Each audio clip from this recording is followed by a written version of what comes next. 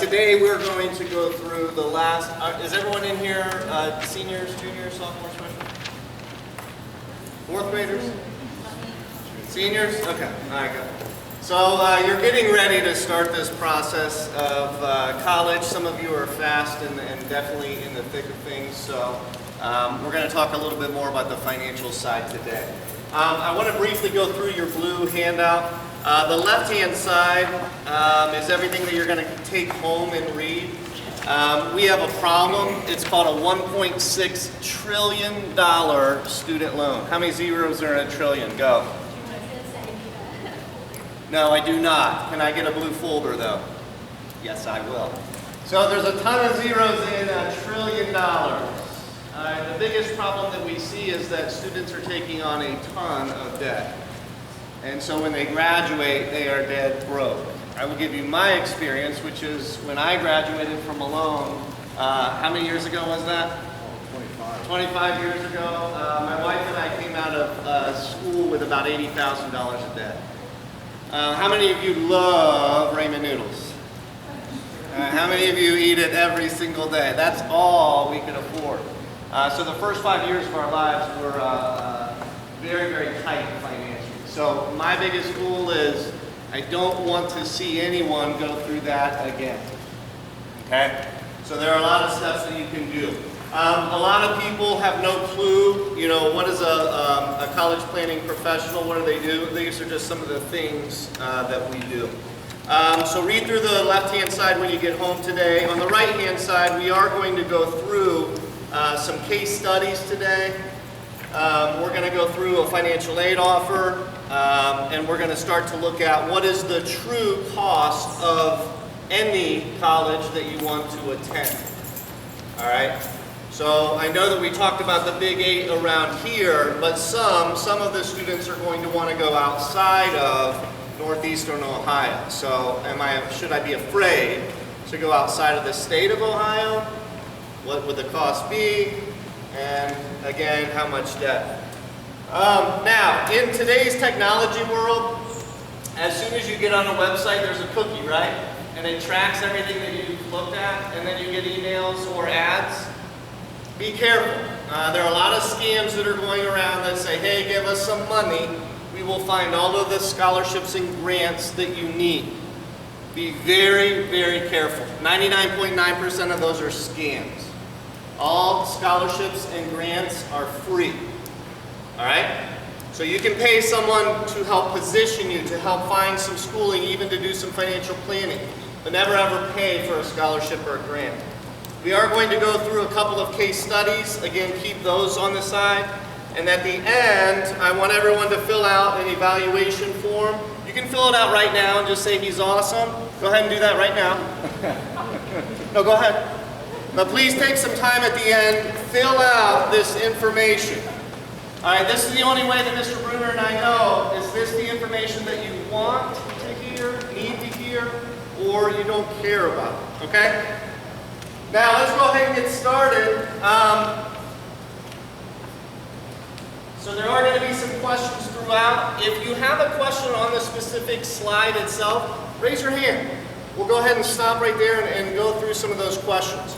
If it drags on a little bit too long, I might shorten it up and go, hey, just hold your questions to the end, okay? Because I don't know if we have to be done right at 3:30. Is there another? 3:40 would be the record. 3:40, okay. We do have an office here in Canton and one in Mansfield. Most of you will want to probably drive down to Mansfield, right? Does anyone even know where Mansfield is? So we have a racetrack and a prison. Okay, today we're going to talk some general information, all right? Because I cannot go around and ask every single one of you, hey, how much money do you make? How much money do you have? It's not a fair question to ask in front of 40 or 50 of your friends. So if you do have some other questions, let me know. Come in, talk to me, and we'll see if we can help you out in any way. So I believe that you said the number one fear is, how are we going to pay for college? These list of fears, and you'll see this on our seminar evaluation. What are your fears? All right, so can you raise your hand if you have a fear of overpaying for college? Okay, good amount of you. What about missing deadlines? All right, can you tell me how many deadlines there are? You don't know, and neither do I, because there are. Every school has 6, 7, 8, 9 different deadlines. And guess what? Every single school is different. So it's almost like you have to have a separate calendar for every single college that you're interested in. But if you're applying to 10 different colleges, you might have 100 different deadlines. Okay? Not having the time or not making the time to do everything that is necessary. How many of you have a fear of that? All right, so a lot of us, especially for freshmen, sophomore, juniors, go, oh, I got plenty of time, don't worry about it. Is that a true statement? All right? So if there were a lot more parents here tonight, I would be saying 7th and 8th grade is when you should be talking about this. So my kids were in 8th grade last year. They had 2 high school classes. That means that their GPA has already started in high school. All right? So you got to start in the 7th and 8th grade talking about this. How am I going to pay for college? This is a humongous concern.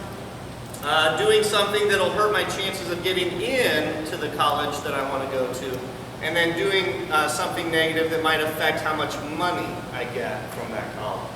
Anyone concerned about that? Okay? And then picking the right major at college. Anyone concerned about that? No one? Okay, a couple of you. Okay, all of you. All right, so this is a scenario when we went to school 25 years ago. I can't remember how many degrees there were, but maybe 20. You could be a teacher or a preacher at Malone. So we have so many different opportunities today, which usually scares you even more because now you got a bigger decision. So a school like Liberty, who might have 500 different degrees. And when we went to school, there might have been 25 different choices. So today's students are going, wow, I don't know what to choose. Now colleges. How many colleges are in the state of Ohio? I need a guess. Say again? At least 10. You won. So just for guessing, she gets them up. See, that might prompt you guys to guess. All right, exactly 10 or at least 10? Okay, so there's a little over 100 colleges in the state of Ohio. Now when you look across the country, there's probably 4,000 or more in the United States. So you got a lot of choices, don't you? How do we choose a college? Is that your answer? Okay, is that everyone's answer? Essentially? All right, well, some students will come back to me and say, I fell in love with a college. Nothing to do with price, right? Some people will say, you know, I want to find schools that will give me the most amount of money. Which school is that? Okay? So that's the question. How do we find the right school? What is a solid ACT or SAT score? So do you guys all take the ACT in here? Just the ACT? And SAT. Okay, so let me just pick on, tell me your name. Manias. So Manias has a 36 ACT? 30, about 35 and a half. Okay, so what is a solid ACT score? Anyone know? In what school? Okay, generally speaking, the answer is yes. Anything above a 21 or 22 is above average. But what school are you thinking of going to?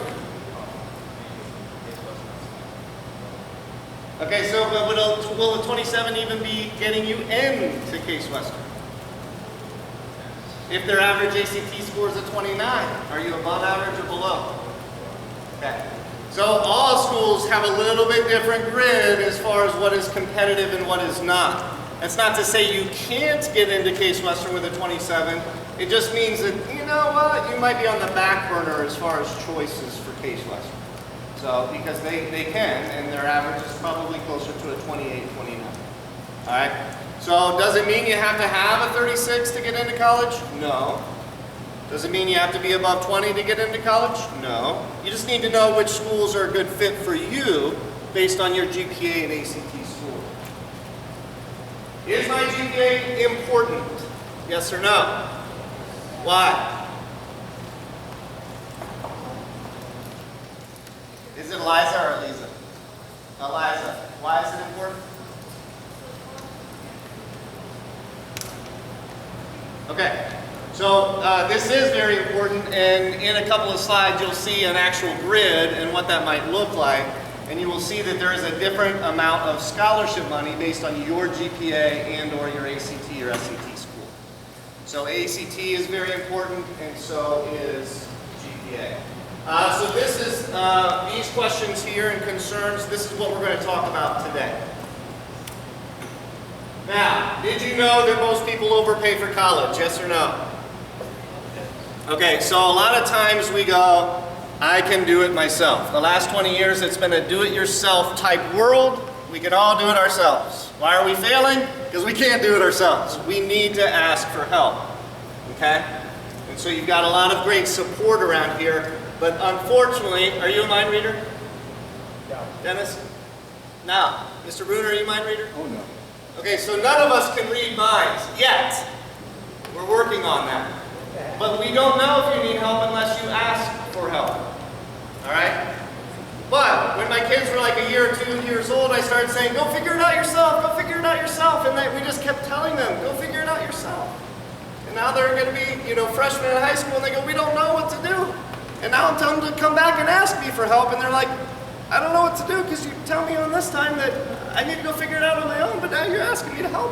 I don't know. So a lot of students are in the same boat.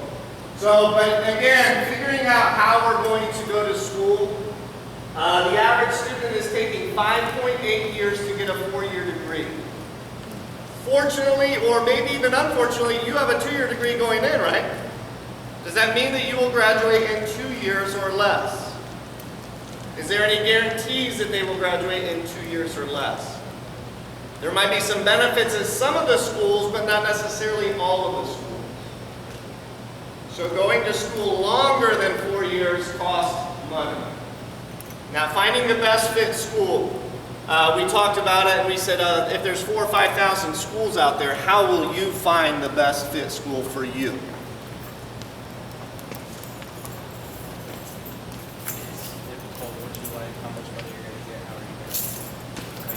Well, you're supposed to say Google solves everything or Siri solves everything. Okay. So we're in this Google world where we type in stuff and we might get some answers and we feel like that is the right answer, and a lot of times it is not the right answer. There's so many more questions that we would actually need to ask. Not knowing whether or not to negotiate. Can you negotiate college? Isaiah, can you negotiate college? How? Huh? I said yes? No, I didn't. Oh, you said yes. How do you negotiate college?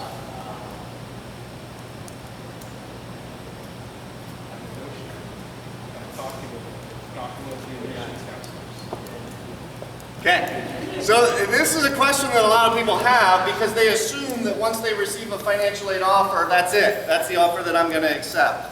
And at some schools that is the case, but at the vast majority of schools you can go back, and as long as you have a reason to ask for more money, they might give it to you. Okay? But that reasoning starts probably a year or 2 before your senior year of high school, because you've got a FAFSA that goes back 2 years of financial information. So the 2019-20 college year is using the 2017 tax return. So you have to go back 2 years from your senior year to understand, can I or should I, or maybe can I qualify for more money? But yes, there are a lot of schools that will negotiate. So not knowing the best way to borrow for college, assuming, okay, so almost 95% of everyone who walks through my doors has to borrow something. What is the best way to borrow? Lila. Huh? Ask what?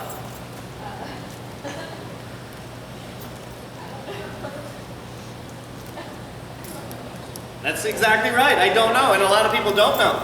So how do we know which loan? Because we know what the school is going to offer us, but is that the best loan for us? Don't know yet. We got to figure out which one is the best loan for you, though. And then not knowing how colleges award merit-based aid. So like I said a minute ago, we're going to go through an actual grid. But most students have no clue what the grid looks like, and they don't know What's your ACT? 31? Okay, so Page has a 31, but what if Case Western says we'll give you 29,000 with a 32? If you knew that, would you actually study a little bit harder and try to get a 32? Okay, so that's a very important stat to know, is what should I actually be trying to hit on an ACT or a GP, okay? But the biggest and most critical thing is not having a game plan can be very, very costly, all right? And so we see it every single year where families overspend on their kids' education. And unfortunately, as a parent myself, I can't afford to make a mistake for my first child, because then I've run out of money for my second or third child. Does it make sense? And then my second or third child comes back and says, "Dad, do you love me?" And I go, "No, I don't. I mean, I actually love Paige a little bit more because I gave her all my money." So how would you feel? Horrible. All right. I have twin boys, so hopefully they're going to go at the same time. Okay. Now, we know the cost of college is going up. How many of you have ever researched cost of college? Okay, so give me an example back there, Thomas. Yes, yes, you raised your hand. I saw it. All right. Do you want to pass it over to Mariah? Okay, good, Mariah. What's the cost of a school that you're looking at? 16 or 60? Okay, which school are you looking at? For Ohio State. Okay, 60 for all 4 years or 2 years or 1 year? I believe it was 2. 2? Yeah. Okay. So all of these are numbers that we can research and we can look online, but unfortunately most of the websites don't give you the full information. Okay, so let's use a local school around here, like Akron. So what is the cost to go to Akron for tuition? No. But you up here. Good job. So if you look at tuition at a college like Akron, it might be 11 or 12,000 bucks. Are you going to live on campus? That's another 11 or 12,000 dollars. Did you know they have $1,000 of miscellaneous fees, like freshman orientation, technology, parking passes? Did you know that? So you got to add 1,000 into that. Now, if you're driving from Mansfield 4 or 5 times a year, you're going to add in transportation costs. All right, but if you're driving home from school every weekend, you're going to have transportation costs. Do you have to buy books? Are you going to go to Giant Eagle every once in a while? Yes, you will, because you're going to want some snacks or food or maybe something, right? So you're still going to have some groceries and stuff like that. So the whole cost to go to Akron, if we're living on campus, might be $26,000, $27,000 a year. All right? That's for a state school. What about Malone or Walsh or Mount Union? How much are those? 44? How did you know that? Don't say that. You're supposed to say, you know, I'm just really. So $44,000, $45,000 is what we would budget for those 3 schools. All right, what about Case Western, Worcester, Oberlin, Canyon? Huh? $65,000, $70,000 a year. Yes. Now, does that mean that's the true price of that school? Is it? That's the starting price tag. And then we were going to subtract off some scholarships, maybe some grants and things like that. We know the cost of schools are going up every single year at a much, much higher pace than we can afford. And so the last year that I think we were at schools, $14,000, $15,000 a year all in. For Malone, it's now about $45,000. So about $30,000 more. And Mr. Bruner and I just graduated from college last year. So, is that a fair statement? No? Maybe 25 years. Okay, so we do want to talk about this. Now, how we're going to pay for it, that's another scenario. Okay? So some of us are going to use savings or cash flow. How many of you have a part-time job now? How many of you are going to ask your folks or guardians for help? Okay, how many of you have other family members that might help out? Maybe a rich aunt or uncle? That would be awesome too. I haven't found one. Okay, so we might be using savings or cash flow. How many of you think you're going to have to take on some debt? Okay, almost all of us. How many of you want free money? Scholarships or grants? I hope everyone raises their hands for that. How many of you would decide that, college is a little too expensive, I'm just going to stay at home? Okay, that's another option as well. How many of you think the best thing to do is just skip college altogether because it's too expensive? I guess my time is up. Thank you very much. Have a good day. Okay, so very few of us will say that college is not the right choice. And so number 5, we usually take off the list altogether. So savings. This is kind of the problem is if you do have savings, did you know that it can negatively affect financial aid? So I know, Paige, you got $200,000 in your savings account. Just say yes. But did you know that that might negatively affect your financial aid? So now what are we going to do? Talk to the financial aid office and discuss the different opportunities that this one can bring to the capital and set up lunch on us. We can talk to the Okay. But that doesn't change the fact that you have money in your savings account. Does it? And guess what? If you came to me and you told me that you had $200,000 in your savings account, and then you said, Mr. McCammon, can I get some money from you? I'm going to be like, no way. Why would I give you any money? That's right. And so we do have to understand that for almost all colleges, it's based on need. And need is not having any money. So we do have to understand that. So if you have set aside some money or you're working part-time and you're making more than $6,000 or $7,000 a year throughout the year, I would absolutely come in and talk to me because it may negatively affect your financial aid.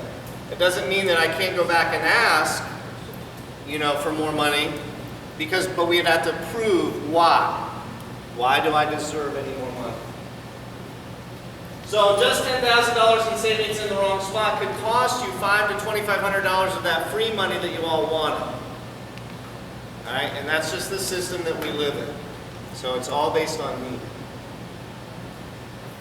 So in this scenario, we are going to start looking at, what schools we would be going to. So if I did have some savings set aside and I wanted to go to a school like Malone, here's what it might look like.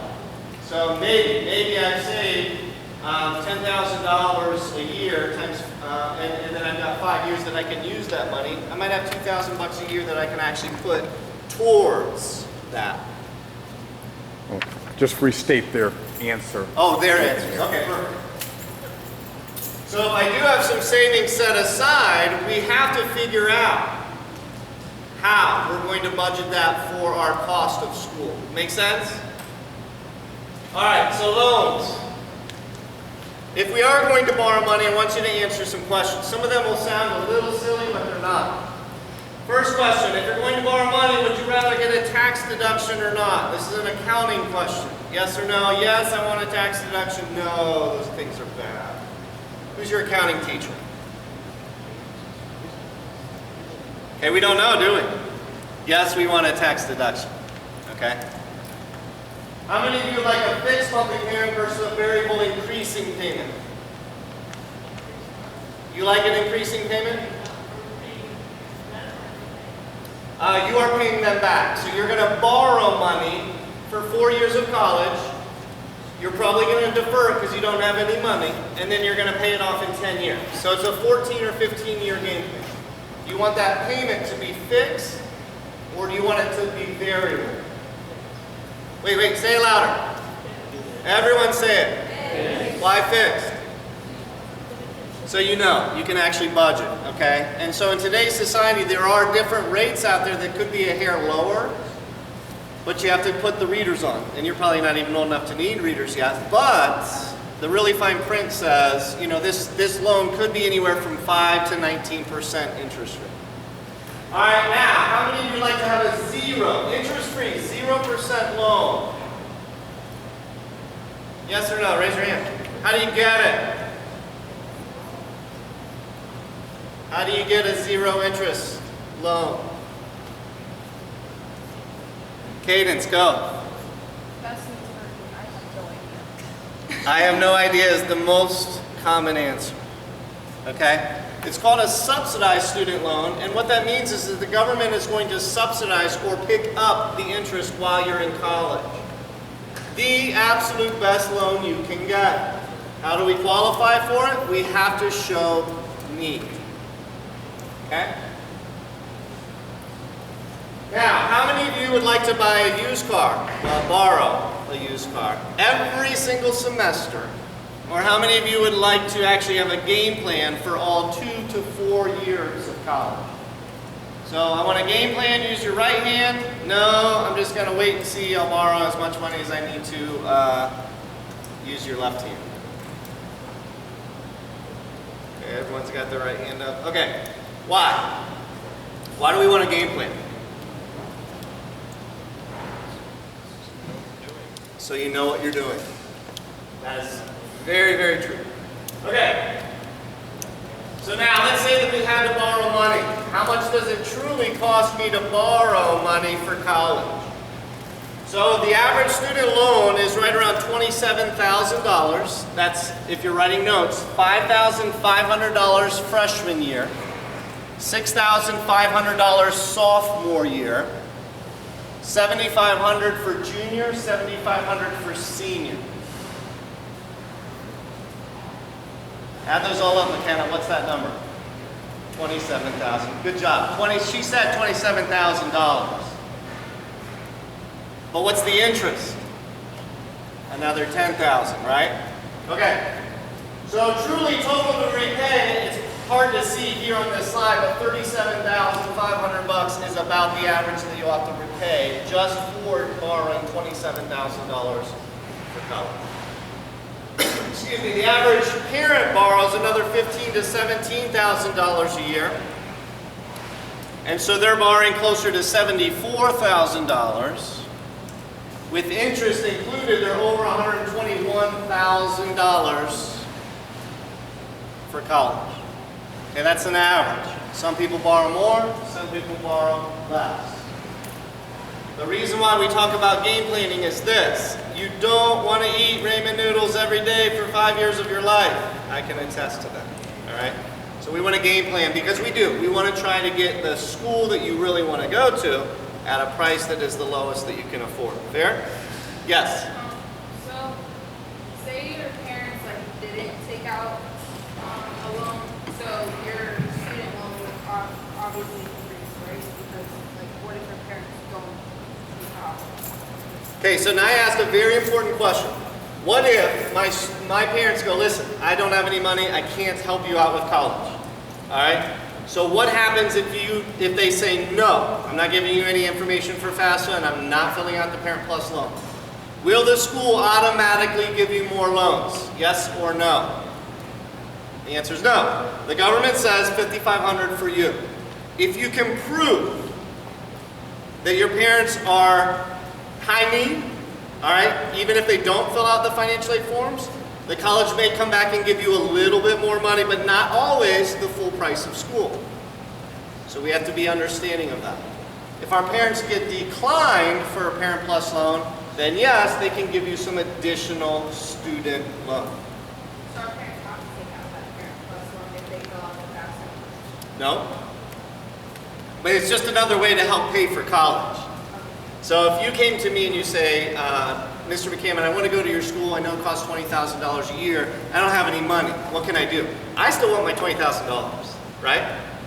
So you have to figure out a way to come up with that $20,000. What are you going to do? So some students will obviously want to lower their costs with scholarships or grants. Others will want to take on a student loan because that will be debt in your name. And then there's usually a gap left. And the gap meaning $5,000, $6,000, $7,000, $8,000 a year, someone has to pick up. Sometimes that's a mom, a dad, an aunt, an uncle. Someone has to pay for them. All right? Good question.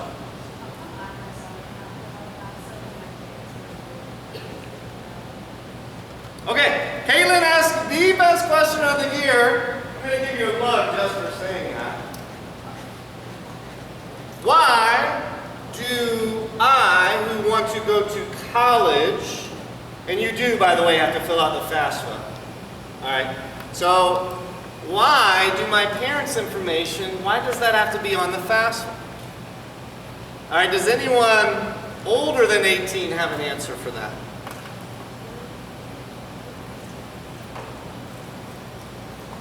Because we're the ones that are parents, right? Why is that? Why do parents have to fill out their financial information on the FAFSA?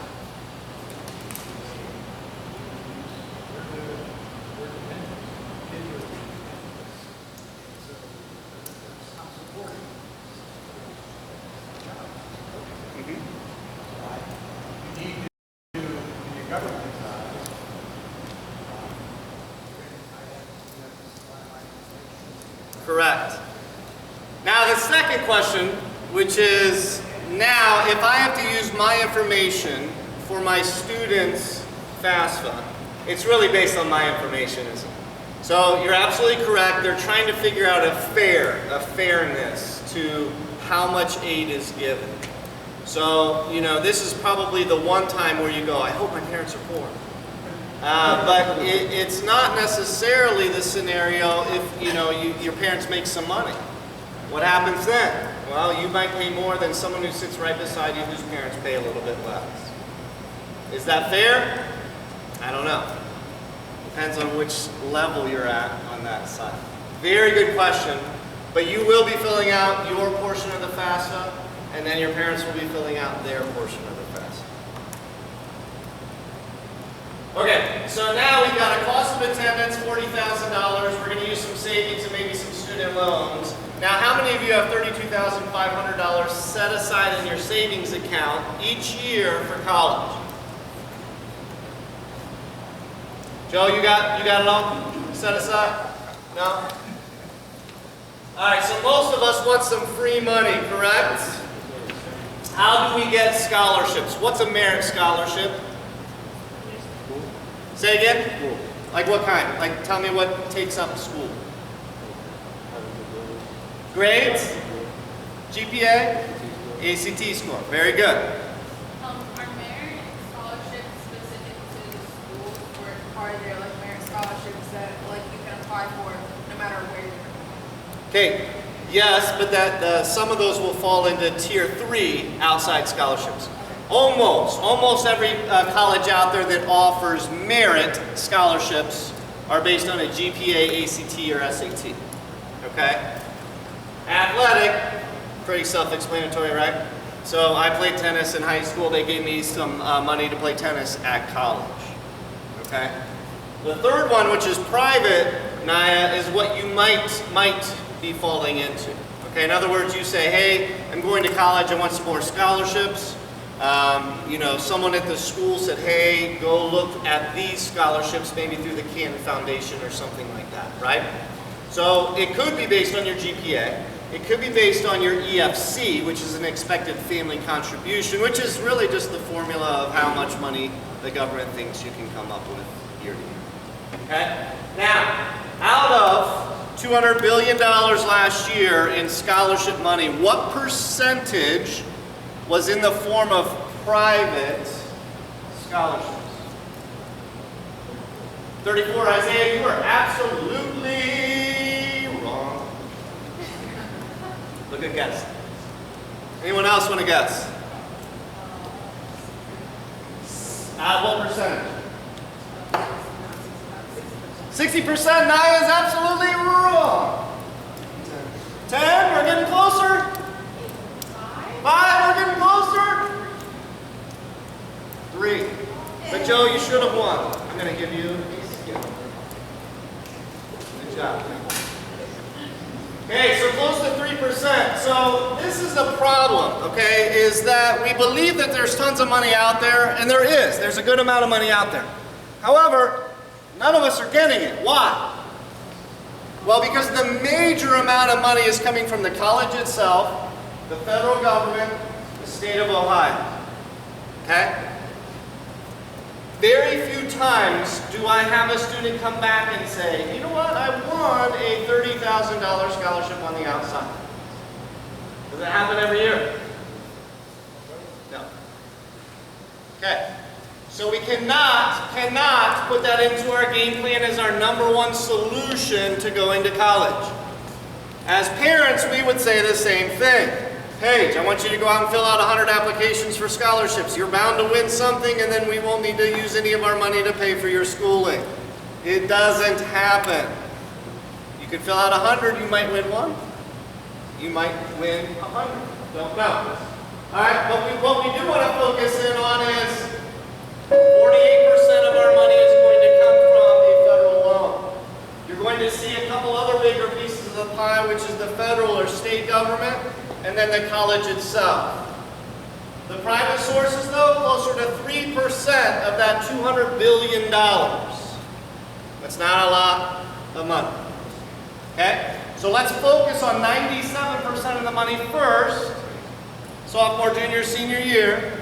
And then, yes, you're going to fill out some of those scholarships at the end, sometime in your senior year, but do not bank on them to be there. If you do win, great. If you don't win, we still have a game plan to go to school. All right? How many of you think that you will get a full ride? Go ahead. Why would you get a full ride now? Okay. Okay. Okay. How many of you are going to get a full ride because of merit? Come on, just go ahead and brag a little bit. Who's got the ACT that's 36? 35, 34, 33. All right, how many of you think you're going to get a full ride? All right, less than 1% of you will get a full ride, 1% across the country. How do I know that? Because Skittles told me. Naya is going to pick a color out of that Skittles bag. No, don't open it yet. Skittles bag, what color do you want? Okay, so Naya is going to open this Skittles bag. If she has it, there's about 15 pieces of Skittles in here. If all of the Skittles are pink, Naya will get a full ride. Okay? Go ahead. Mr. Bruner's paying for it. There's like one big one in here. All right, so you got $100, not a full ride. Okay, but a lot of us think just because we fill out 16 applications for a scholarship that we're going to win all 16 of those. It doesn't happen, okay? You might win one, you might win two, but it's very rarely that full ride. All right, so please don't put that as your #1 solution to paying for college. All right, so now, how do we get a scholarship? How many of you are looking at an Akron, Kent? Okay, how many of you are looking at a Malone, Walsh type school? How many of you are looking at a Case Western, Worcester, Oberlin type school? Okay, so now, how much will Akron give you for your GPA or ACT? Who said Akron? How much will they give you in scholarship money? Say again? $12,000 for what? 1 year? How? Who do you know there? And they're going to give you $12,000 a year? A semester? All right, how many of you believe that? Okay, I do not. I do not believe it. All right, so maximum at Akron is probably going to be in that $5,500 to $6,500 a year. They would go broke if they gave every single student $12,000 a year. Okay, so now I'm not saying you're wrong, and I'm not saying I'm wrong. I don't know yet. But I would say that the top-notch student in Akron is going to be $5,500. Now they have a cool scholarship deal where it goes $5,500 first year, $6,500 second year, then $7,000, then $7,000. Okay, so it increases each year, which is way different than almost all the other colleges out there. Okay, but probably not $12,000 a year. It might be a scholarship and a loan. What about the loan? Okay. $0 to $17,000 in a merit scholarship. All right? So for today, on the back of that blue sheet, I want you to write down the school that you might consider going to. Nope, it's got just for today. We're just going to try to figure out the cost of the school. So if it's a state school, write down $25,000, $26,000. If it's a private school like Malone or Walsh, put down $40,000 for today. And if it's a private school like Case Western, put down $60,000, $65,000.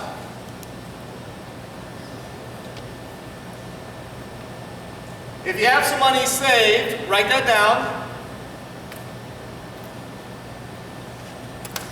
If you have a zero saved, that's fine. It's $0. Are you going to borrow money? If you are going to borrow money, write down $5,500 and subtract that from the cost of the school.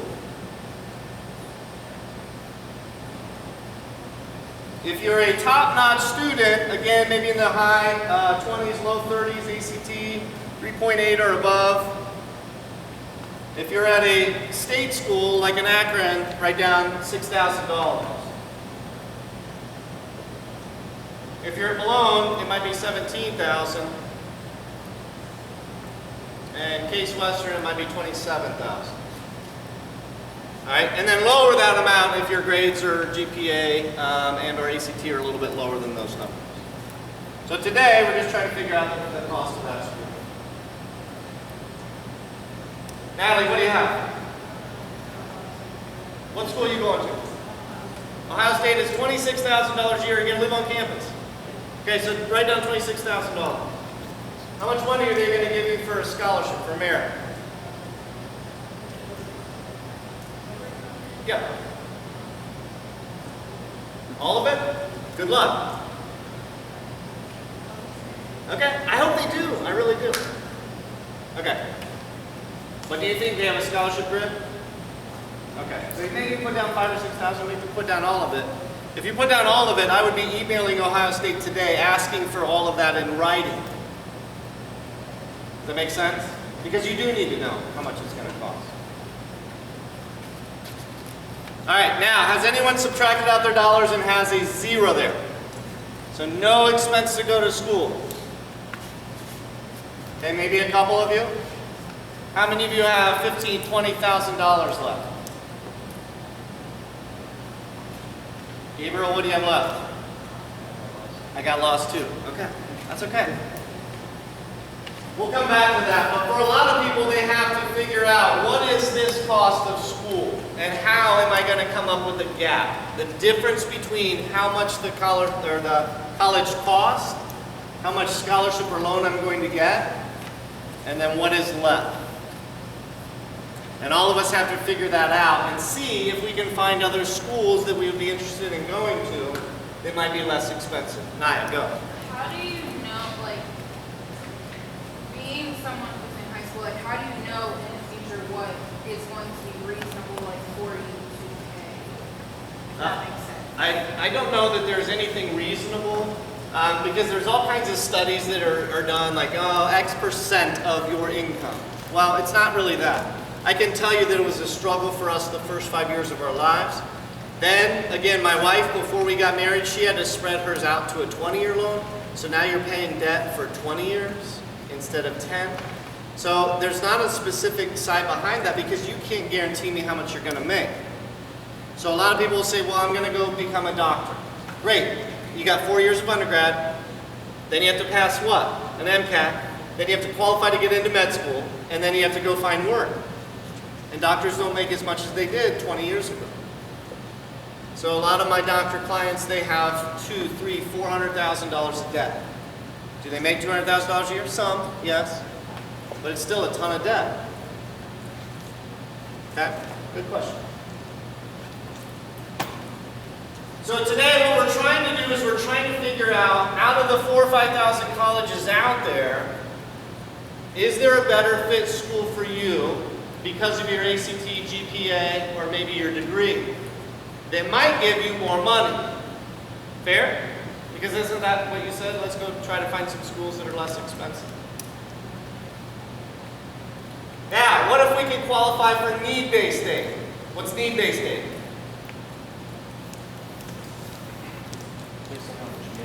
How much you and your whole family dynamic makes. Yes, and how much they have saved. But what if we can find more need-based aid? What if we can do all three? What if we can find schools that will give you need-based aid, merit-based aid, and a school that you really, really want to go to, and they give us more money because of all the hard work you did in high school? So do you remember that 3 slides ago, that number out of pocket was right around 22,000, and now it's down to 12? That's a very common scenario for a lot of of my students. But unfortunately, some families are embarrassed to ask for help, or they want to just try to figure it out on their own. And when they figure it out on their own and they do something wrong, it costs them more money. Make sense? But there may be a good amount of you in this school that could qualify for a lot more aid. We just got to know about how to get it. So instead of doing it on our own, would we come to someone like you? Only me. Yes, I'm the only person in the world that is smart enough to figure this out. I am one person. I have knowledge in this field. Yes. So yes, you may want to come to me. You may want to come to someone else. They may direct you to me, or they may try to figure it out on their side. But yes, you just need to ask for help because you probably don't have all of the answers. Okay? So this is a very common scenario where someone comes in and they look at a starting price tag school like 25, 40, or 60. Now, you guys don't have $240,000 saved, right? Maybe you do. So a lot of people are afraid to look at a school like Case Western because they see that cost of $60,000. So a lot of people are afraid and they will only look at schools like Akron or Youngstown State or something like that because of the lower price tag. Today, I'm here to tell you, don't worry about the starting price tag just yet. Let's figure out truly what it would cost you to go to any one of those three types of schools. Okay? But do you see the $20,000 difference between most people coming in starting price tag? Do you see how all three of these can be similar? And there's probably 8 or 9 of you in this room where it would actually be less expensive to go to a school that is $60,000 a year. Right? Okay? Less expensive than going to Ohio State. No. That is a 3-hour conversation. But now, really what you're looking at, I'll give you the very, very short reason is, we're taking all of the consideration into it. Financial aid formulas, your EFC, your scholarship, your race, your nationality, your background, your everything. And we're trying to figure out what school is going to give us the most amount of money. All right? And a lot of times, in this scenario here, there's going to be a good amount of you where it could actually be less expensive to go to the most expensive school. Would like an elite private school give out more money than a public school? For need, yes. In most cases, yes. And you got to understand why. Okay? So an elite school might have 3,000, 4,000 students. Ohio State has over 50, 60,000. So they have about 50,000 applications every single year. They cannot give need-based aid to all 50,000. They probably could, but they won't. They don't need to. But a small school might have an endowment that's big enough that they go, listen, we're still going to make some money, but we're able to give you more money because of your need. So again, there's a lot of myths out there. I make too much money, I won't get the aid, I'm poor, therefore I'll get a full ride. How many of you believe that? Okay, not necessarily true. My child is not a great student. There's no question on the FAFSA whatsoever that asks about your grades. So for any government or state money, there's no grades. You do want high grades for scholarship money, right, from the colleges. Some people own a home, they're afraid that they won't get any aid. Quick and simple process. If someone tells me that it was quick and simple, I said you didn't do anything right. And that's a fact. You probably didn't do enough to understand truly what that financial aid is. We don't have to start this process until senior year. How many of you believe that?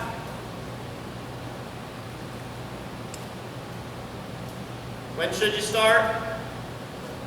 7th or 8th grade. I'm glad you're listening. I'd give you another mug, but I'm running out of mug. All right, college financial aid officers will help. It's not that they won't, it's just that, in my opinion, their business is to get you to go to their school for the least amount of money out of whose pocket? Out of their pocket, their business. All right, so I'm not saying that they're bad or evil, but you do have to understand that they are a business. They cannot give away their product for free to everyone, or their business would be under. My child is really, really smart, therefore they will get a full ride. What percentage of students get full ride? Less than 1%. So please, these are all myths. You have to understand that, again, a lot of people will say, hey, just because you're smart, you'll get a full ride. Just because you're poor, you'll get a full ride. No, no, no, no. You have to do a lot of steps right to get the most amount of money out of any school. But picking the right school is the most important piece. This is a common number, cost of attendance, minus your EFC, which is expected family contribution. There's a little over 100 questions on the FAFSA, about 300 questions on the CSS profile. All of those will spin out an expected family contribution, which is just the government or college's way of saying, here's how much we believe your family can afford. And it is way higher than most of us can ever afford. Okay? But we do need that number because we need to know if you qualify for need-based aid at any of the schools that you might be interested in. So there are a lot of different strategies. A lot of people think, oh, just fill out a form, Common App. The school will give me their best offer, 100% wrong, and then I'll just accept that offer and go to that school. No, there are a couple hundred steps in between sophomore, junior year, and then picking the right school your senior year. The financial aid forms you have to fill out for all of the state schools that accept federally funded money. So about 99% of all colleges out there, you have to fill out a FAFSA. All right? So Caitlin, you will have to fill out a FAFSA. Now the funniest thing is, I don't know how many of you have filled out a FAFSA? Yes? What's the disclaimer at the beginning? Anyone? It's kind of funny. It says only page only you and no one else can ever know your username and password. Don't share it with anyone, but they'll probably go to jail. Alright, and in my opinion, it's a scare tactic. It's just basically saying, hey, listen, we want you, a 17 or 18-year-old, to figure this out, not someone who's 40 or 50. And I'm only 25, so I probably shouldn't know. But one of the things you still want to look at is you will need help. Your parents or someone else will have to fill out some secondary information about them, all right, or their phone. I will go back. I will ask the second question. What percentage of these FAFSAs go in with an error or inconsistency? Out of 100%. How many? You're spot on. Unless we were playing the Price is Right. So almost 3/4 of them go in with some type of error. 75%. And you guys are the smartest generation in the world, right? Why are 3/4 of these going in with errors or inconsistencies? Because you haven't done it every single day of your life. The CSS profile, how many of you were looking at like Case Western, Worcester, Oberlin? You will also have to fill out a CSS profile. So FAFSA, yes, you'll have to fill that out, and a CSS profile. Just a lot more questions about family financial situation. How many of you, your parents own a business or a farm? Okay? They may have another form to fill out. How many of your parents are divorced, separated, or not in your life? Okay? There's some more information you might have to fill out, or at least talk to the counselors at the school about.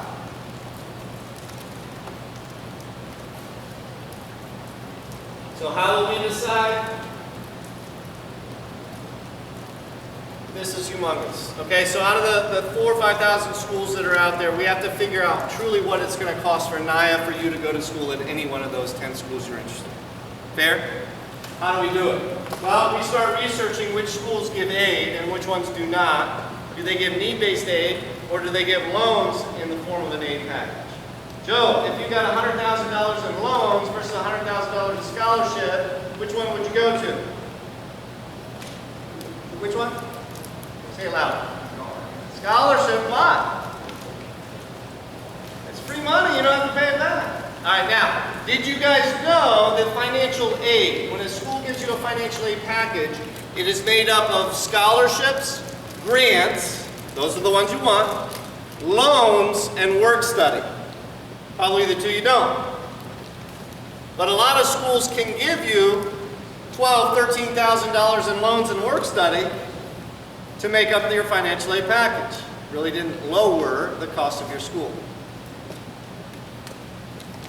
Okay, so let's go to this one here. Everyone pull out the two sheets that say OU and Worcester.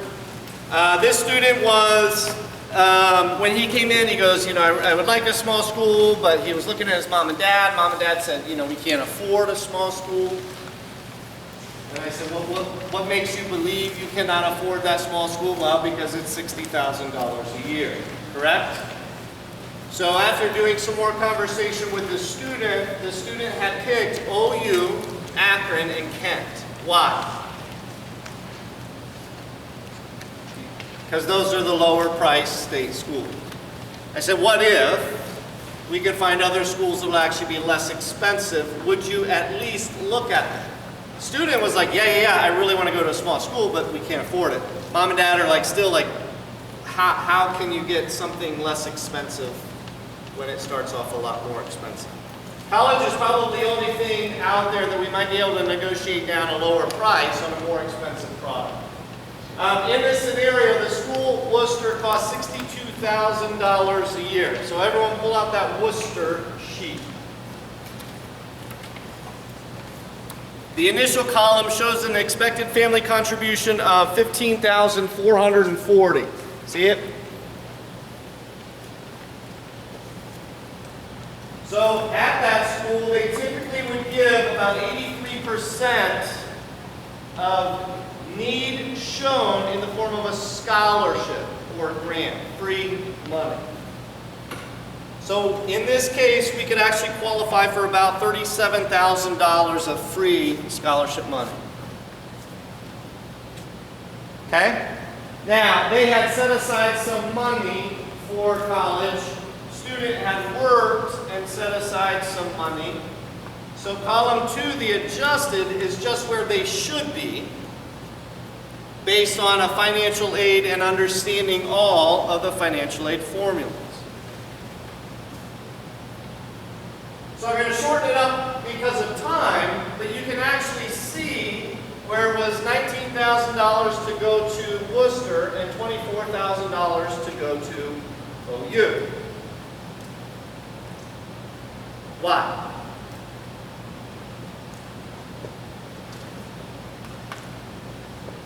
A lot of blank stares out there. They gave them more.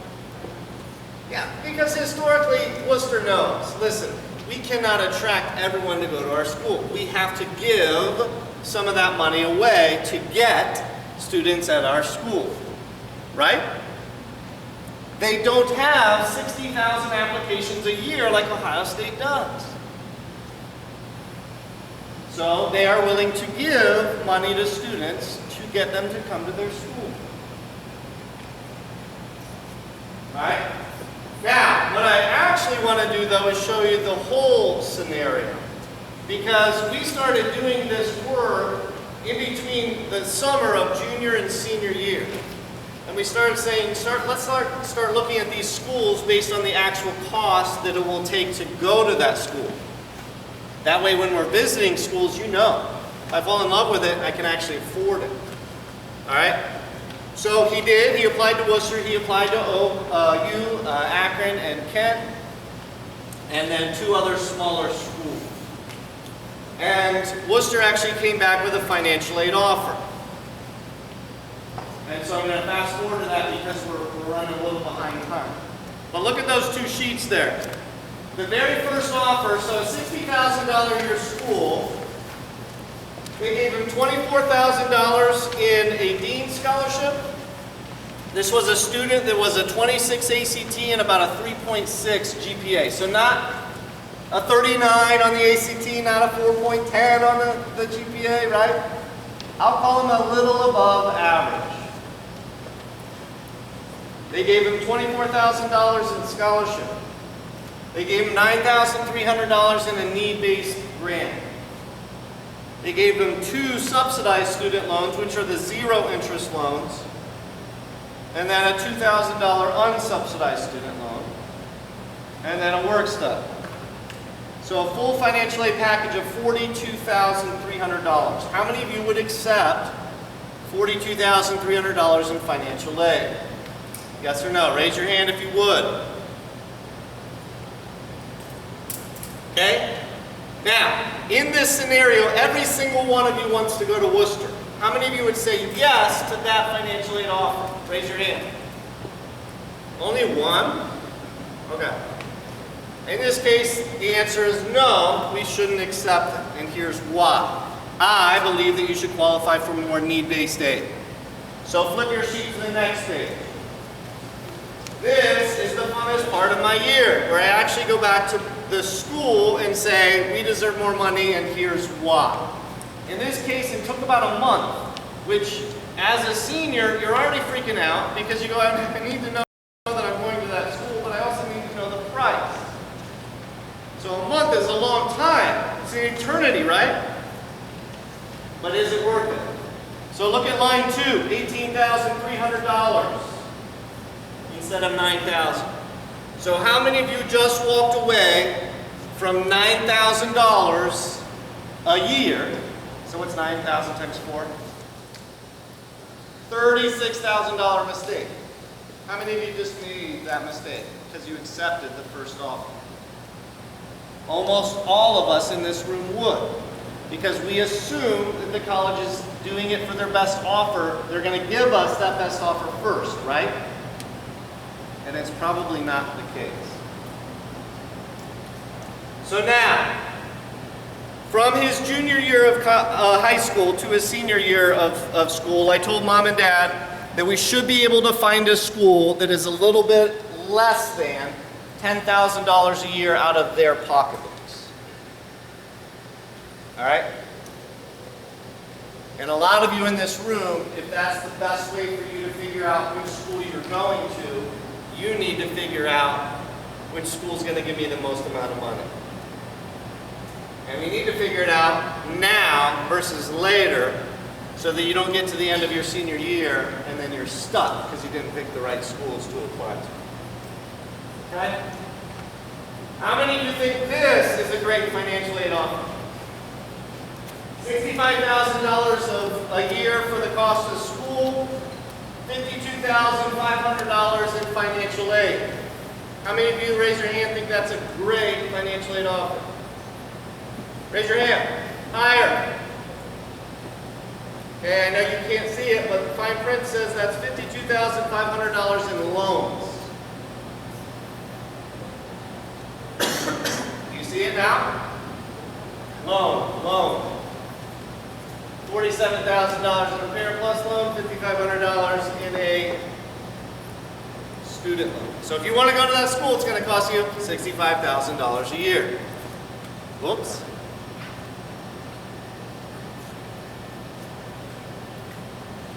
This is a common scenario for a student living on campus at Akron. So that Akron Guarantee Fund, remember when I said it's about $5,500? Not saying you're right or I'm wrong, but it probably is not $12,000 a year. So $5,500, he's about a 32 ACT and a 3.9 GPA. This, at the time, was the highest scholarship that he could get. They also gave him an outside, or he won an outside scholarship from his school, and then Akron gave him an additional $500 in honors college. Is this a good financial aid offer or not? Raise your hand if you say it's good. This is actually very good. You guys are trained because you thought there was another slide back there. But what you don't understand is the whole story behind his family, where his mom and dad were divorced, and they had no clue how this financial aid formula thing worked. But if you understand the rules and regulations, you'll see this is what it looked like freshman year, because mom and dad didn't know how to fill out the forms. And this is what it looked like second year. So about a $10,000 mistake for 1 year. Why? Because we don't fill out all the forms every single year. We have no clue what we're doing. Is that fair to say? So now we qualify for $7,600 $600 in grant money. Free money we don't have to repay. So all of these are different steps. It's not like it's one thing. You know, one thing I have to do to get the best financial aid offer. There are lots of steps that you need to do. If your family unit is kind of all in the same household, we need to have conversations now. Do not wait until April of your senior year. Have the conversation now as far as how much is mom and dad willing to help out. How much do I have to borrow on my own? And how do I find schools that are the best fit, best cost for me? Fair? I'm going to skip over this because most of you don't have money saved. If your mom and dad have some money saved, you do have to understand that, again, if you're trying to show need, there are things that you can legally do. Did you know it's legal to actually put money into a retirement account? Did you know that? So a lot of people go, are there things that I can do? Absolutely. The government has given us many, many rules that we need to follow, but most people don't read 17,000 pages like I do. Have you read 17,000 pages like the IRS? You should start it tonight. It's kind of fun reading.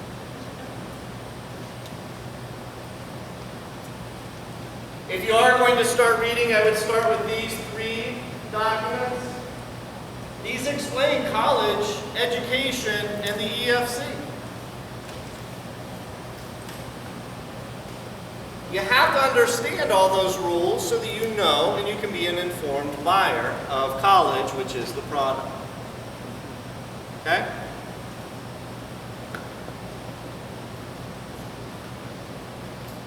Now, we talked about a grid.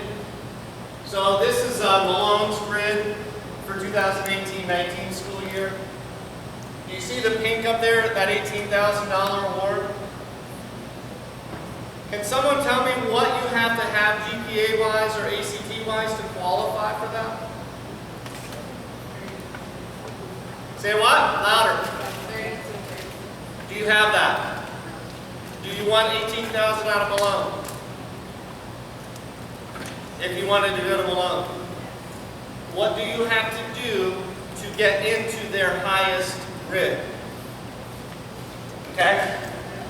That's the important part, Naya, is that we need to figure these things out so that we know what to shoot for. All of us as parents come back to you and say, Paige, I just want you to do the best that you can. Well, what's the best that you can? Well, now, if you knew what the best needed to be, you would actually be able to set a goal, correct? Do most colleges have this example of looking at what they would need? No, most colleges do not. That's the sad thing about it. Ohio State will come back and say, historically this is what we have given, but we can't guarantee. It's very competitive. And they'll use that term. So we don't know what we're going to give you. Only us at Ohio State can tell you how much we're going to give you. But some schools, like Malone, will have that and will be able to set up our game plan to maximize the amount of money that we can get out of every single school. Now the second thing is GPA, and that's the top number up here. So guess what? What if you have a 3.69 and a 34 ACT? How much money do you get from Malone? So did you just mess up on $8,000 of money? So now, wouldn't you want to focus on your GPA your final year of school? Yes or no? Yes, because you would want a 3.7 or above. Okay? This is very important to know because you need to know about how much money they're going to give you in the form of free scholarship money. Is it worth it? Studying for the ACT, yes or no? So, can someone read that out loud? Emma? Go, loud. Yeah. How many hours do you think your students should be putting into studying for a test test, I could give them more money on scholarships. Okay, you saw Malone's numbers, right? $18,000 a year. 18 times 4 is? 72,000. How'd you guys know that? Man, you guys are super smart. All right, so $72,000, right? So how many hours would you study to get $72,000? Huh? What? No, not many. Give me a number. Hours total. Yeah, how many hours total? 100. Okay. So minimum wage is about $8.55 or $9. How many hours would you need to earn? How many hours would you need to work to earn 72,000? That's 8,420 hours. That's 210 weeks of full time, 40 hours a week, for four full years.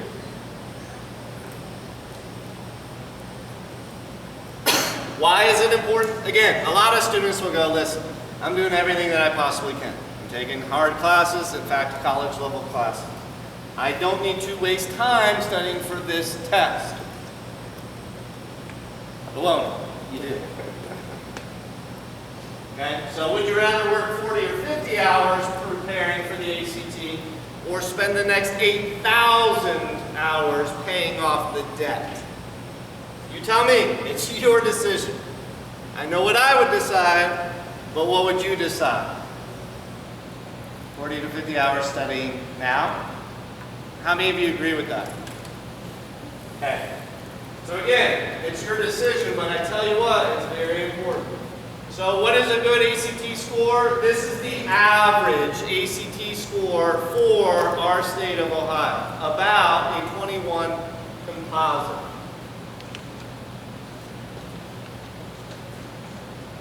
Now, if you go back to that Malone grid, what does a 21 ACT and a 3.4 get you? Okay, so average gets you 12,000, above average can get you 18,000. 18,000 minus 12,000 is 6,000 times 4 years is, okay, so assuming you went 4 years, that test is now worth $24,000.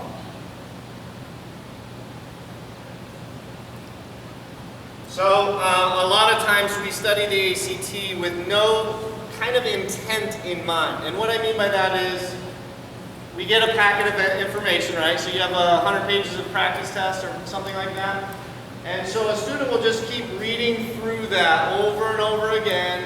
Sometimes you'll even see the student sleep with it in study hall and they're going, osmosis will sink in and I'll be smarter tomorrow than I am today. Yes, I would agree with that, right? Wouldn't you? Now, so how do we get better at the ACT? Well, the best way to get better in ACT is to actually study your weaknesses. What is your weakness in the ACT? Will anyone give me their particular ACT score? 26. What is your weakness in math?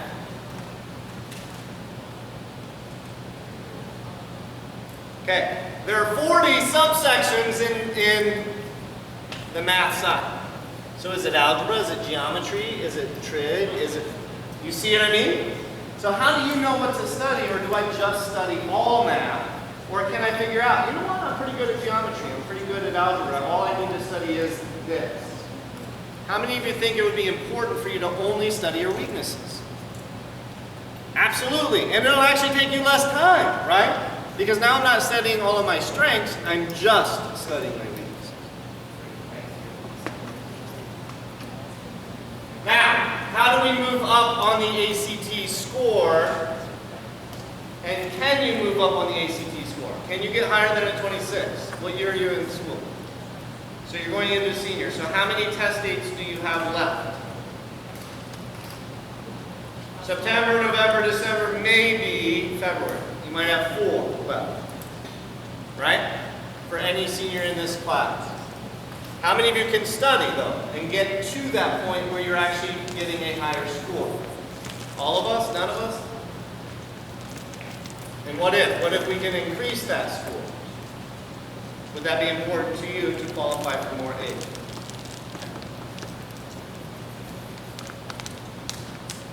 So picking a major, in my opinion, it's probably the hardest thing to do because there's a lot of things that kind of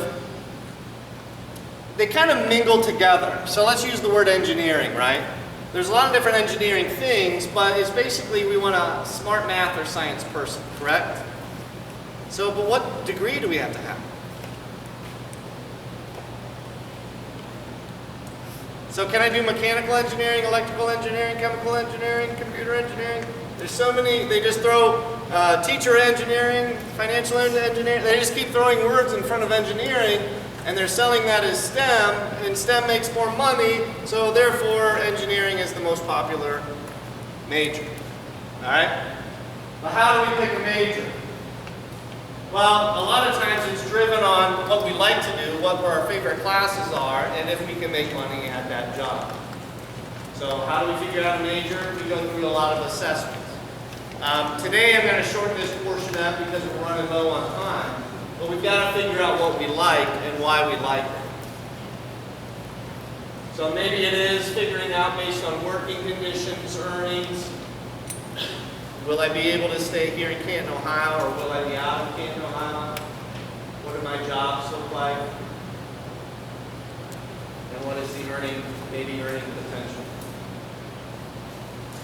Essays. We don't necessarily have to fill out or write an essay for every single college. But I think you were talking about looking at a school like Case. Okay, it is very important at those schools that are a little bit more elite because now you are trying to separate yourself from all of the other students coming in that are high caliber students, okay? So I would say very few students get in with an 18 or 19 on the ACT to Case Western, would you agree? So just about everyone applying is pretty smart. How do you separate yourself from someone else? So the essay has become a very important part of separating you from someone else. A lot of us will regurgitate a senior English essay. 80% of the essays that Ashley, when an employee who works for me, reads, doesn't even answer the prompts to the question on the application. But a student goes, I got an A in English, I'll just use it. How smart of a student do you look if you don't even answer the prompt? And that's the only one time that you get. That's the one chance you get to prove what type of student you are. So essays, understanding essays, rewriting essays, making sure that you put your best foot forward is very, very important. If you can, you might want to take a snapshot of this. This is usually for moms and dads for filling out FAFSA or CSS profile. But do you know if your assets affect your financial aid? Do you know what the out-of-pocket expense is going to be for every single one of your schools? Sorry. Do you know how to fill out all the forms? Should I negotiate? And do you have a game plan to lower any of those out-of-pocket expenses now? For you, the student, you have to start understanding that just because you graduate with an associate's degree, which I think all of these students will graduate with an associate's degree, does not mean that you will graduate a bachelor's degree in 2 more years. Is that a fair statement? It could take you 2, 3, or maybe even 4 years. I will give you an example. A student from Lake had about 60 credit hours going into Ohio State engineering program. His advisor at Ohio State says we do not have students graduate in 4 years, even if you have 60 credit hours. So what they did is they took all of his classes from AP, CP, and honors, moved them into the core electives, which basically he has now 60 credit hours of classes, but he has 0 in engineering. We need another 60 credit hours to graduate with a 4-year degree. Did you know that? 60 engineering. And so now he's going to be taking almost all engineering classes, not really elective classes, in college. But because of the, I'll say the layout of almost every single college, you have to take a 101 level class before you take a 102 level class, right? So that's his freshman year. So senior year, is going to be 4 years from now, and he'll be taking his 401 level classes in engineering. Okay? So I know that schools are trying to work on it. They're trying to use that CCP in the positive way for you guys so you don't have to pay more money. But you have to realize that a school like Ohio State goes, yeah, we're missing out on 50% of our revenue if we allow every single one of you to our school and accept all of your classes in your major. And it probably is not going to change their minds if they lose a lot of revenue.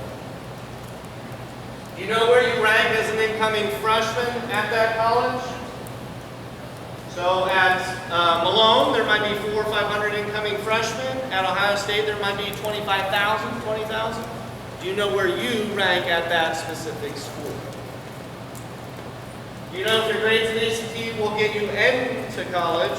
And do you know if they will get you any scholarship money? And then if you do qualify for scholarship money, how much merit-based aid should you receive? That's your guys' homework. So every single one of you should be answering those 4 questions. Tonight, you need to go home and have a conversation with mom and dad. Caitlin, I'll be dad for a second. You're going to go home and you're going to say, Dad, guess what I learned today? It's expensive to go to school. And guess what? You stink because you make money. I don't know what you're going to have conversation-wise. But you need to ask some questions like, hey, can we have a discussion about the dollar amount that you are willing to put towards my college?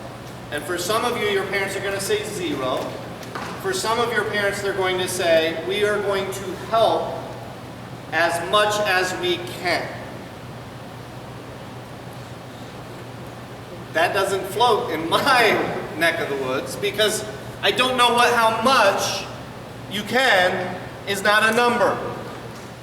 But if I came back to you and said, Sophia, I'm going to give you $100,000 for school, you would know that's what your budget is. But if I came back and said, I'll do as best that I can, how much money do you have to spend on college? I have no clue. So you got to have that conversation with mom and dad now. If you don't have all these previous questions answered, you need to talk to someone. Again, I have another resource for you. Call our office, set up a meeting, ask anyone here tonight some additional questions. If they don't have the answers, maybe they will forward you to me as well. But you gotta get these questions answered.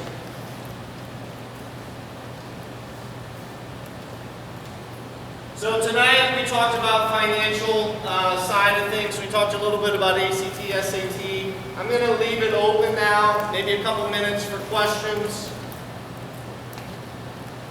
But I hope what you learned today is the biggest thing is we've got to have a game plan. We have to have that game plan written out. So Naya, you know exactly what you need to do. If mom and dad are in the picture, they know exactly what they need to do. And we need to have that laid out every single year. Okay? Now, as we wrap some things up, I'm going to stick around for another 10 or so minutes answering any questions. But can you please fill out this blue evaluation form? Now usually this evaluation form is for moms and dads, so you're going to see in here what your student age is or what their level in high school is. Write down your level in high school. If you want to schedule a meeting with us, we will give you a free 1-hour consultation. So put your name down here and then call our office tomorrow. If you do not want to come in, that's totally fine as well. Leave that blank, but please still fill out the top portion of the evaluation. Any questions on the blue sheet? Okay. Any questions on anything else on this seminar for today? Yes? Okay.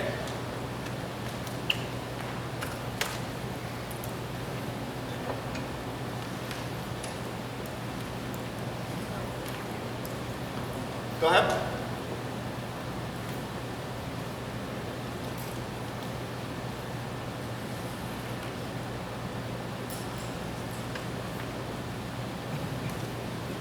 And Toby, I don't know how to ask this properly, but I hope I'll throw it out there and you'll be able to kind of put it together. Sure.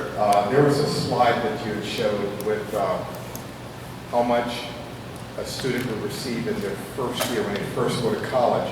And then it looked like it went up dramatically in their second year. Yes. And I'm wondering, is that because the student successfully completed the first year, which is troubling to a lot of colleges and universities, and then in the second year the college sees that this person can probably persist, probably graduate and did well, and then would go up? Is that a portion of this, yes or no? No. Okay, so first year at almost any school, other than Akron, they give you a scholarship dollar amount that is level for just about every single year. Okay, so Worcester gave this student a $24,000 Dean's Scholarship. All right, Akron gave this student a $5,500 scholarship. Now in Akron, they have an increasing scholarship. They are trying to retain students at the University of Akron. So this $5,500 went up between year 1 and year 2.5. Now the reason I say 2.5, at Akron, every 30 credit hours, you actually move up. But as a freshman, everyone, even if you come in with CCP, is coming in at 0. So your freshman students will get a 55, the higher caliber ones will get a 5,500. After their first year, they will have 90 credit hours, correct? So they move from 5,500 to the actual junior number. So in this case, this student went from $5,500 to $8,000 because of all of the CCP, all the AP and the honors. What he needed help with is this portion here, all right? They were filling out the FAFSA horribly wrong. And part of it is because they didn't understand all of the rules and regulations. Number two, almost all parents are afraid of, well, the government says I'm not even allowed to know my kid's username and password. I'm laughing at it because I'm going, I'm the one paying for this. You better believe I'm gonna know your FAFSA username and password. I'm going to know your college username and password. I'm going to know your Gmail username and password. I'm knowing all of it if you want my help, right? So one of the things that they were doing was incorrect. So again, just counseling and saying, this is what you're doing wrong, this is what you need to do, and they qualified for an additional almost $5,000 of Pell Grant. But 5,000 times 3 years, that's 15 grand they were going to mess up. And most of us, we don't have $15,000 to waste, okay? So in that scenario there, it's really about understanding all of the different steps.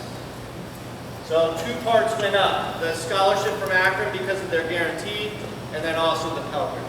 Very good question. Any other questions? Okay. If you can please. Could I say something? Yes. See, we have some alumni here. Thank you for coming. Alumni is our graduates. Very good. They're newbies, newbie alumni, but they're alumni no less. What did you guys think of this session, and was there anything that stuck out to you that could have helped you if you would have known this a year ago? Anybody? You wish you would have.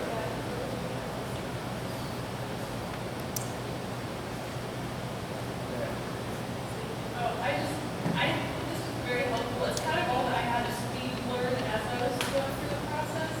But if I had this earlier, like sophomore year, junior year, it would have been so much easier senior year when all this college stuff started coming in. Now, Jesse, can I ask you a question? Do you know if you have the best financial aid package for you? I probably will. Okay, how do you know? But do you guys hear that? We don't know until you have someone else take a look at it and go, oh man, you could qualify for this, this, or this. And maybe you do, which would be even better to know. Yes, you have an awesome financial aid package, you don't need to do anything else. But for a lot of us, we go, we assume we know. Okay? Good, thank you, Justin.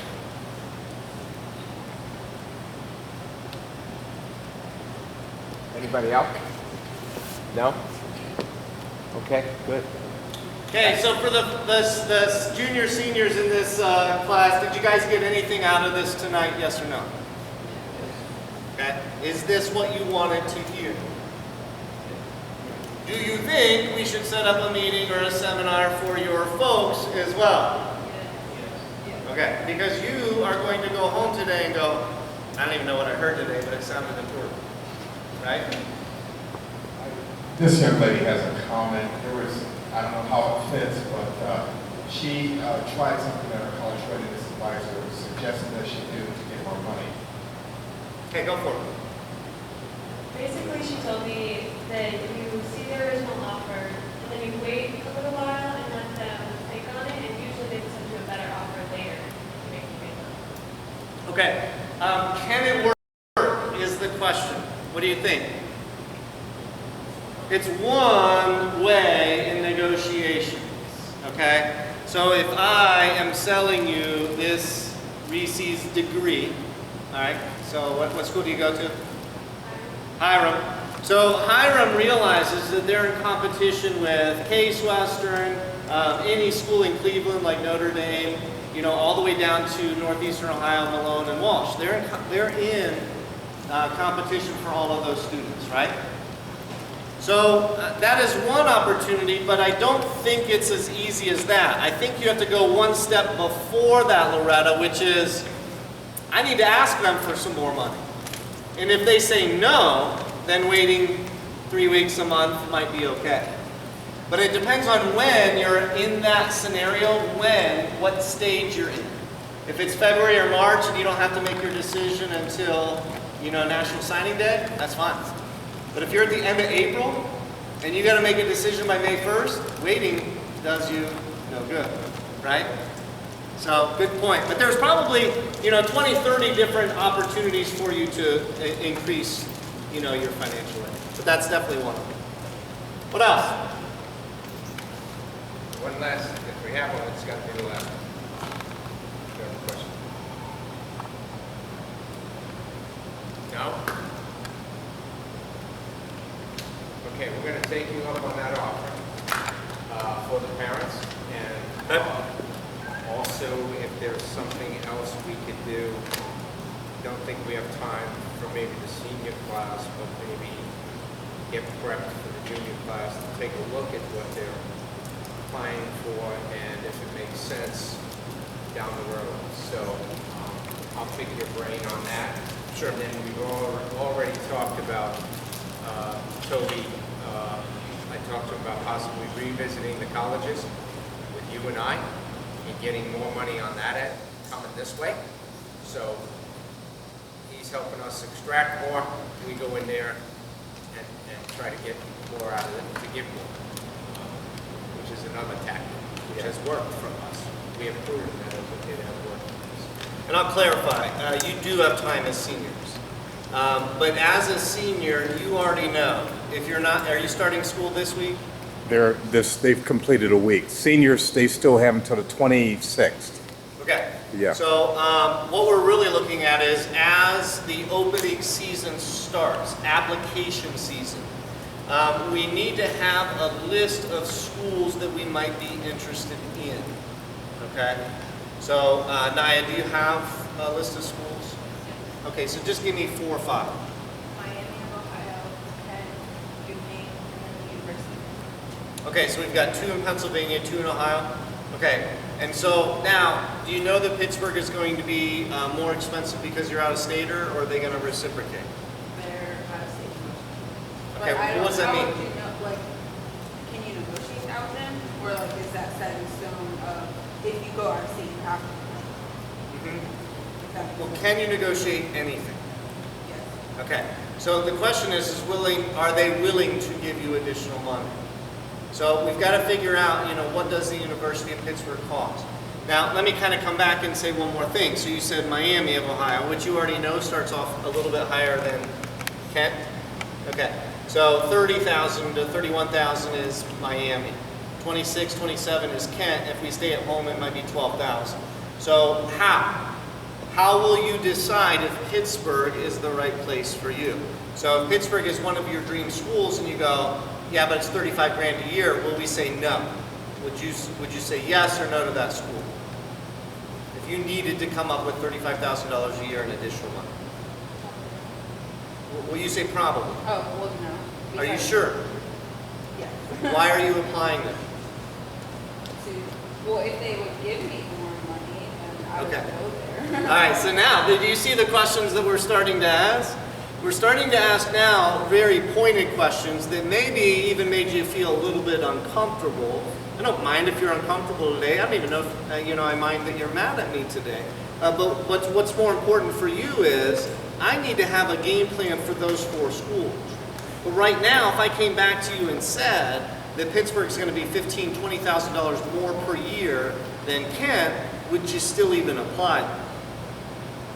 If I knew that that was set in stone, Yes. probably not. Okay, so now would you want to add another 2 or 3 schools? That's the piece. All right, so as a senior, you've got to figure these pieces out now, which is, what is my base schools? So those 4 schools, that's fine. Let's start with those 4 schools. Let's figure out a price tag for each of those 4 schools. And then let's see if that makes sense to apply to that school or if maybe we should add another school. So I have absolutely no problem applying to any school, but you have to realize that if you don't get an application waiver, it costs money to apply to just about every school, okay? So you've got to understand whether we're doing a common app, some of the online apps are free, but for a lot of schools there's an application fee. So it doesn't mean, oh, there's 500. Are we waived at most of the Big 8? For our group, Yes. For every student or, for our early college. okay, for the 8 schools? Okay. But anything outside of the 8, we might have to find a waiver of some sort? Okay. We negotiated that. That was part of our. That's great. Okay? So you might even look at those 8 a little bit stronger as well. So if we're looking at Kent, why not Youngstown State? Have you looked at Youngstown State? Have you looked at that? Okay, so now you smiled a little bit because, and this is where my heart goes as well. I don't want to be anywhere close to my mom and dad. Right? And so an hour, I lived in Mansfield, and it's about an hour to get to Malone.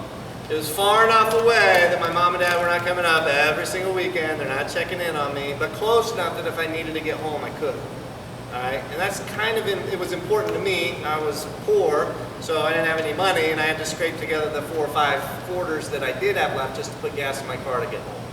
All right? So one of the things you have to understand is, how far away am I going to be? And if I'm looking at Pittsburgh, now you're looking at 2.5, Duquesne, 2.5, 3 hours maybe away. And then if I go even further away, is it even affordable for me to come? Good question. Big round of applause. Thank you. All right, please bring up all of your blue sheets.